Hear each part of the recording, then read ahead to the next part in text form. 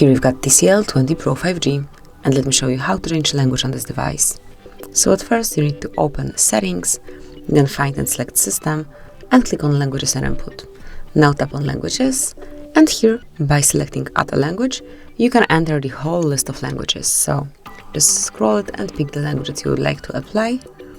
Let me choose Portuguese, then pick the region, and slide it up to the first place to make it a default one. So as you can see, from now on your device is in Portuguese. Then, whenever you'd like to change language again or go back to previous language, just go to Languages and perform the same action.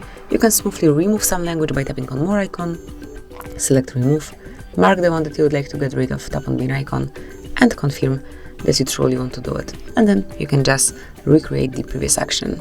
So this is it, that will be all. Thank you for watching. Please subscribe our channel and leave the thumbs up.